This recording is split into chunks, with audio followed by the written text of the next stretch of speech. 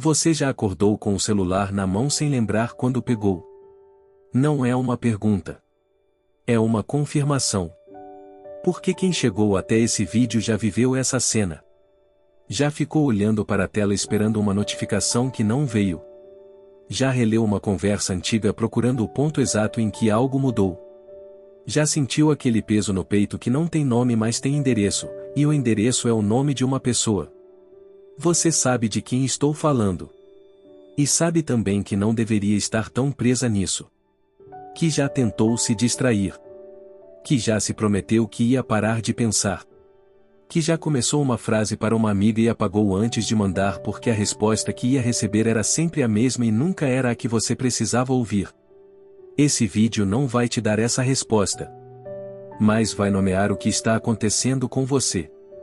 E às vezes, só ter um nome para a dor já é diferente de carregar ela em silêncio. Se o que eu estou descrevendo parece familiar demais para você, talvez esse seja o seu lugar. Esse canal existe para quem sente coisas que não cabem em conversa de grupo. Se inscreve. Não precisa de mais motivo do que esse. E se em algum ponto desse vídeo você se reconhecer de um jeito que você não esperava, não precisa dizer nada. Mas você vai saber.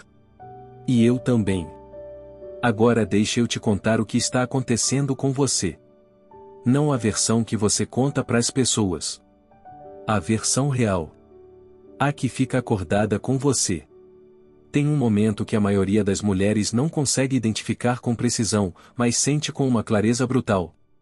O momento em que a dinâmica virou. Em que você passou de alguém que estava sendo cortejada para alguém que estava, aos poucos, sem perceber, começando a cortejar. Em que a energia da relação trocou de lugar. E você ficou do lado errado. Não foi uma traição. Não foi uma briga. Não foi uma conversa difícil. Foi um silêncio que demorou um pouco mais que o normal. Foi uma resposta que veio, mas veio diferente.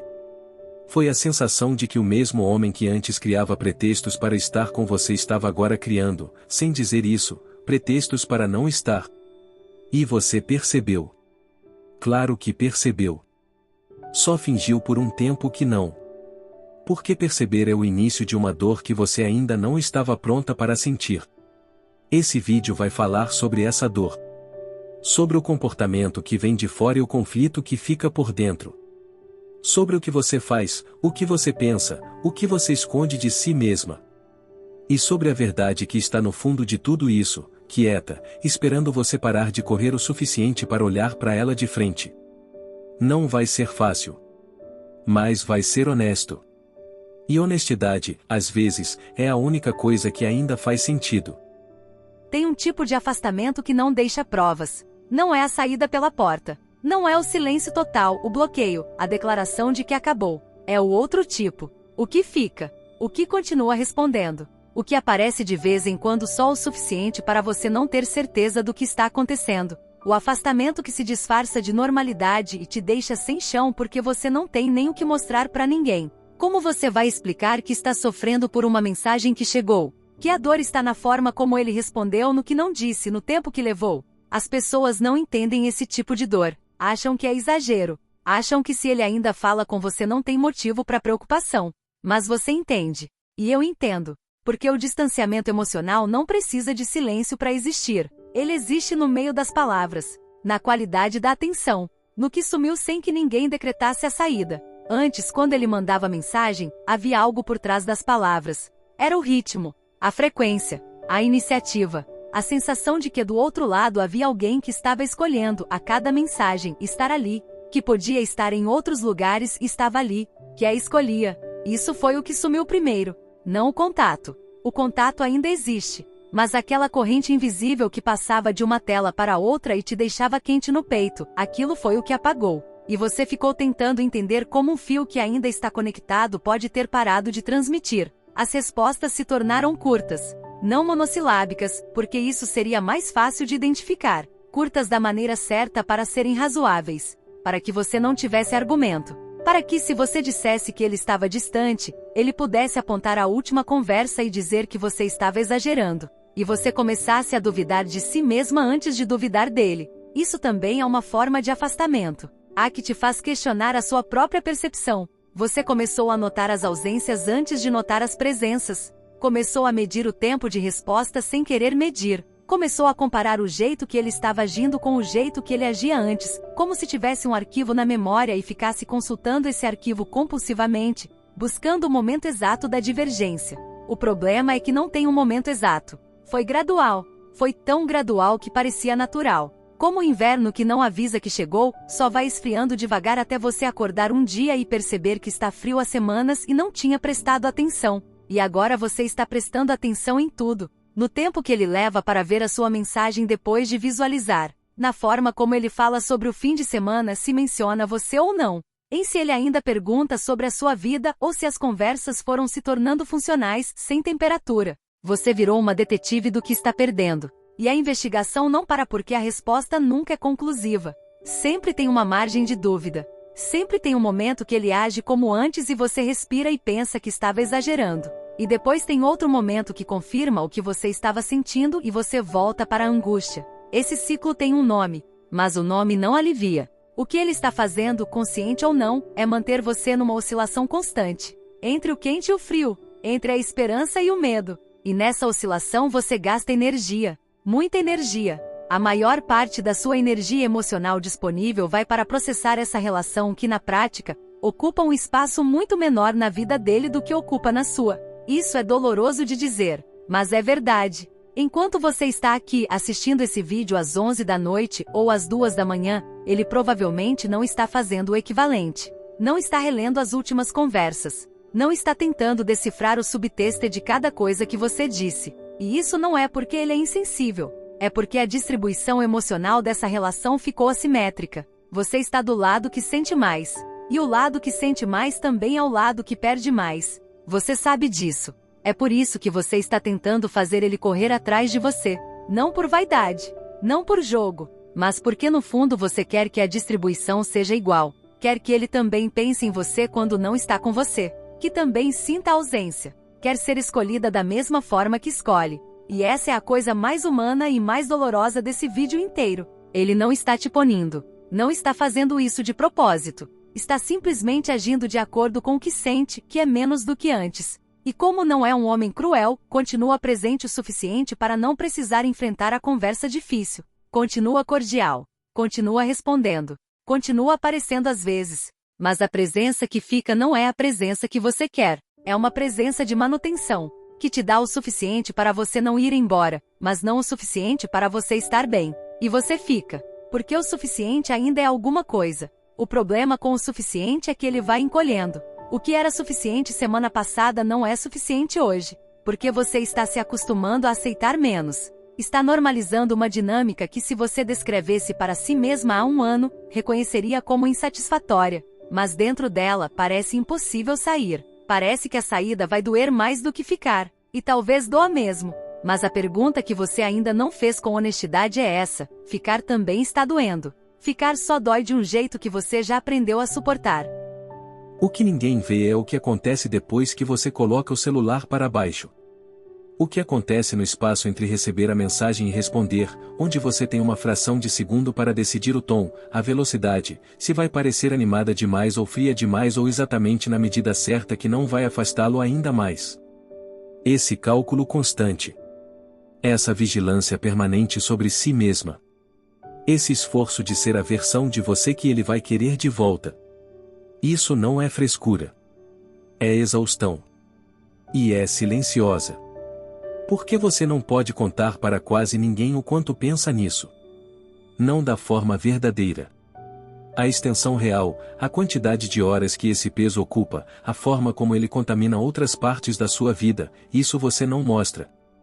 Porque mostraria o quanto você está presa. E você não quer parecer presa. Não quer nem para você mesma. Então você carrega em silêncio. E no silêncio, a mente faz o que a mente faz quando não tem o que se segurar. Ela cria. Cria cenários. Cria interpretações.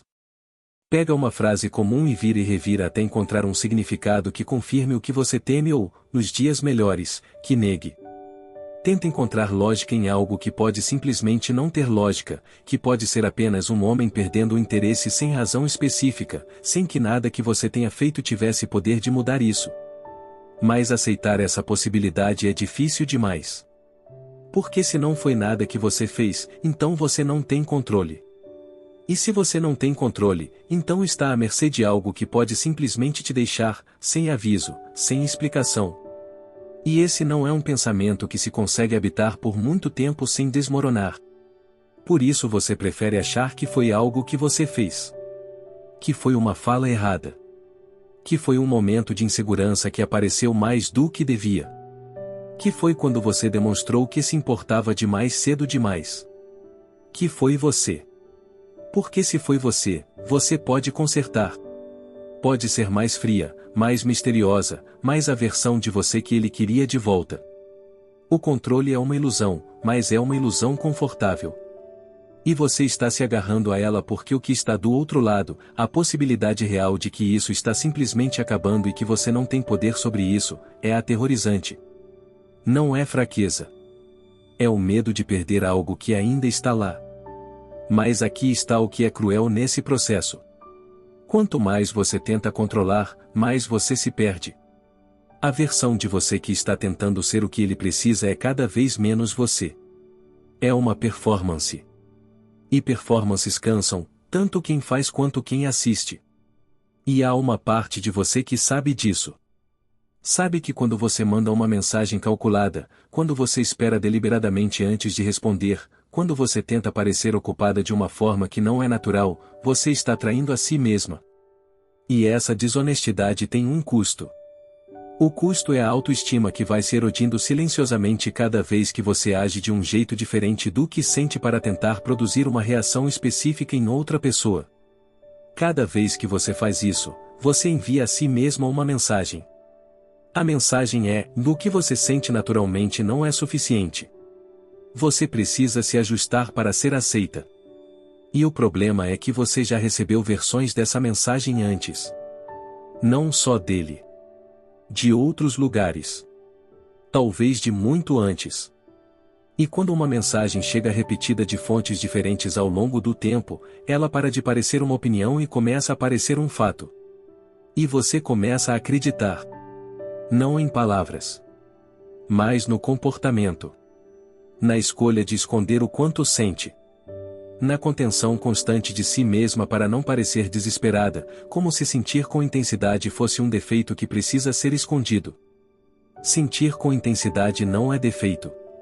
Mas eu sei que você não acredita nisso agora. Porque agora tudo o que você sente parece excessivo. Parece que você está sentindo mais do que a situação merece. Mais do que ele merece. E junto com tudo isso vem o julgamento. Você se julga por sentir. Julga por estar presa. Julga por não conseguir simplesmente parar. Como se o coração fosse uma torneira que se fecha quando a cabeça manda. Não é. E você carrega o peso de sentir e o peso de se julgar por sentir ao mesmo tempo. 2 pesos. 1 corpo. E no meio disso tudo existe ainda outra coisa. Existe a memória de como foi quando era bom. Quando ele estava presente. Quando você não precisava monitorar nada. Quando a conversa fluía sem estratégia, sem medo de errar o tom. Essa memória é sedutora e traiçoeira ao mesmo tempo. Sedutora porque é real. Porque aquilo existiu. Você não inventou. Ele esteve presente de uma forma que fez você se sentir vista. E ser vista de um jeito que você raramente se sente é uma coisa poderosa. Não é fácil de largar. Traiçoeira porque essa crença te mantém esperando por algo que pode nunca voltar. E enquanto você espera por aquela versão, está perdendo o presente. Está vivendo em função de uma possibilidade que não está em suas mãos. Mas largar a esperança parece tão definitivo. E você não está pronta para definitivo. Ainda não. Então você fica numa espécie de limbo emocional que não é presença nem ausência. Que é esse estado intermediário e esgotante onde você está sempre a meio caminho de alguma decisão que nunca chega. Esse estado tem um custo que não aparece de imediato. Aparece nos outros relacionamentos. Na forma como você está mais irritada com as pessoas ao redor. Na forma como você perdeu um pouco da leveza. Na forma como você está carregando essa coisa e não consegue falar sobre ela de verdade com quase ninguém porque explicar é complicado e você está cansada de complicado. E então você fica em silêncio. Com tudo isso dentro. E o silêncio parece mais seguro do que falar. Porque falar em voz alta torna real. E real é o que você ainda está tentando adiar. Chegamos aqui. Não com resposta. Não com saída. Com verdade. Só com isso. A verdade é que não existe uma técnica para fazer alguém correr atrás de você da forma que você quer que ele corra. Não da forma que te satisfaz. Não da forma que resolve o que está por baixo de tudo isso. Existem comportamentos que criam atração. Existem dinâmicas que aumentam o desejo. Existem formas de se posicionar que geram mais interesse do que outras. Isso é real. Mas nenhum desses mecanismos resolve o que você está sentindo agora.